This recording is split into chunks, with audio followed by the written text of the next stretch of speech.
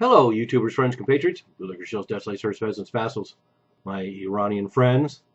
Welcome. I am a Useful Idiot, and today I want to talk about this Iranian feeding frenzy, the shopping spree that's going on right now. Now that the nuclear deal has been made, and we have the sanctions lifted, and then more importantly, we have billions of dollars in frozen Iranian assets that are now freed up, and it's pretty interesting to see this go on. It's fairly predictable, of course, because these sanctions that have been going on against Iran for the last 4 years, particularly for the Eurozone, it's been pretty devastating because Eurozone was the main trading partner for Iran besides China.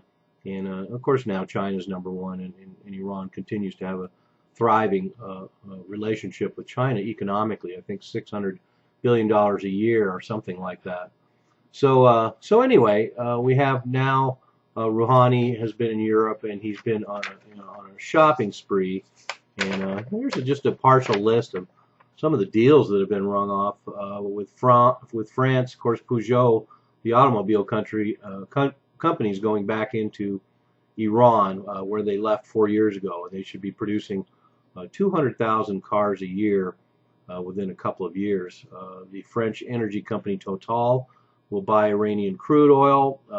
Airbus, this is the most prominent deal that's been made so far. Airbus, 118 airplanes are going to order, and they, of course, they've expressed interest in doing some business with Boeing at some point, because the air fleet in Iran is severely deteriorated, and they've had a number of crashes because of that. The French state rail company, SNCF, will partner with the Iranian rail companies, and France is in further deals in agriculture, health, and environment. So we'll see a lot more of these deals unfolding over the next days, weeks, months, and years. And Italy's also set up multiple deals worth $18 billion involved in agriculture, energy, and infrastructure. And even GE has announced negotiations with Iran to go in there. So I'm sure there's a lot of problems with the infrastructure and the grid in Iran after all these sanctions for many years.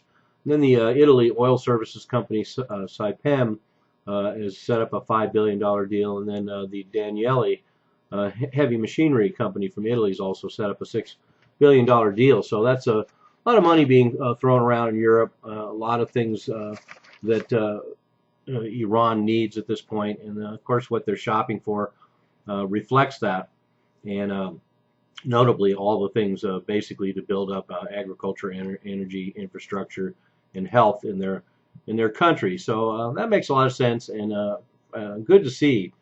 And so they hope to attract. Iran has stated that they hope to attract $50 billion a year in foreign investment, and U.S. investment is going to be a little slow at first because there's still certain restrictions. Let's see if I can find it. U.S. sanctions prevent U.S. nationals, banks, and insurers from trading with Iran, and also prohibit any trades with Iran and U.S. dollars being processed via the U.S. financial system. So this is a significant complication in spite of all the talk about how harsh or how easy things are for Iran now that the sanctions are lifted. Just the fact that they can't plug into any aspect of the U.S. financial system and deal with U.S. national corporations, banks, and insurers is certainly a stiff penalty that's still left in place. And plugging back into the international banking system is going to be done in baby steps, because they're going to have to deal with Eurozone banks. And so, in fact, the Iranian central bank is in talks with European banks from Germany, France, Britain, and Italy to open branches in Iran. So once the Eurozone gets set up in the banking industry there, I can promise you that the vultures in the American banking industry are going to be moving in there in force, and it'll be game over. So, and once the American banks get there, of course, Iran, welcome to the world of debt slavery. So it's coming to a town near you. And Iran also anticipates that the Iranian central bank would at some point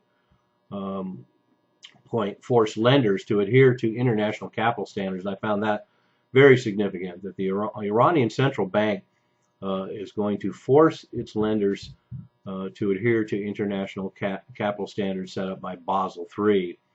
And so they'll have to bolster their balance sheets just like all the other banks in that system. But more importantly, this shows that at the end of the day, the Iranian central bank is going to be step in step with the central banks around the globe. So this will complete the transformation of Iran from a sovereign nation into yet another vassal state and another debt slave state in the long run, if the Iranian central bank is allowed to further the tentacles of that system in Iran, especially, like I say, if they let any of the too big to fail banks from the U.S. or any of the already failed banks in the Eurozone to get in there, things could change quickly. So mostly Iran is talking about aircraft suppliers from around the globe, including Japan, Canada, Brazil, Russia, Italy, and they are interested in buying 100 aircraft from Boeing, like I mentioned earlier. So anyway, the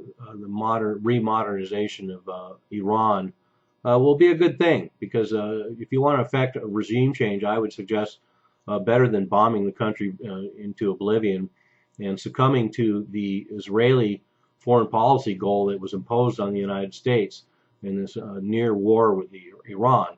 Although I suspect with the U.S. it was always a carrot and a stick. And so now we find that the population clamoring for porn and cell phones is going to change the fabric of that country more than any kind of force from outside the United States government. And Iran seeks investment in capital markets. They have a new fund that aims to attract $100 million. So they're going to go at the financial system from various sources, including their banking system, which is part private and part state-owned. And so the integration of Iran into the banking system will probably be one of the most interesting developments for me to watch. And then, of course, there's plans to do more business with Russia, which has never really been a problem.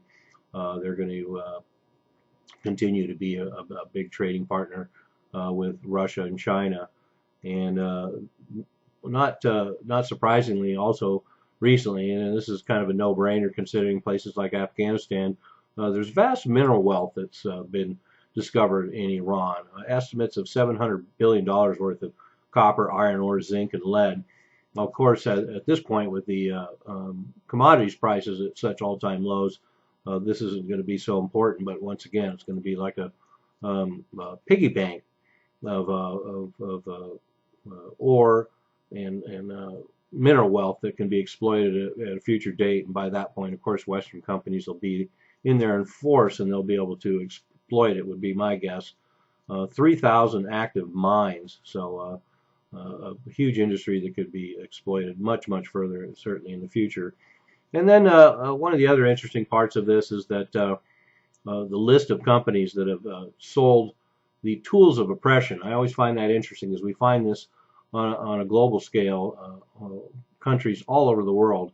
So the United States talks about the human rights records of Iran, and they talk about the human rights, and the Eurozone talks about the human rights records of Iran, and yet all these companies from Europe and the United States are more than willing to sell all kinds of crowd suppression equipment to a country like Iran. And I'll attach a list below, a pretty staggering list of weapons that do end up in Iran, sold by the United States and the Eurozone at various points in recent history, and the tools of oppression for the people of Iran. And we saw the results of that during the uprising a number of years ago.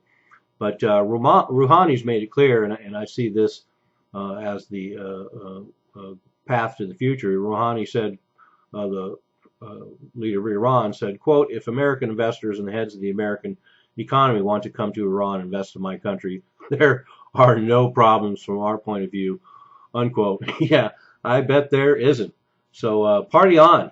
I hope Iran doesn't turn into a shopaholic nation, because that will make their transformation to a vassal debt slave nation all the quicker. I'm a useful idiot. Don't you be one too.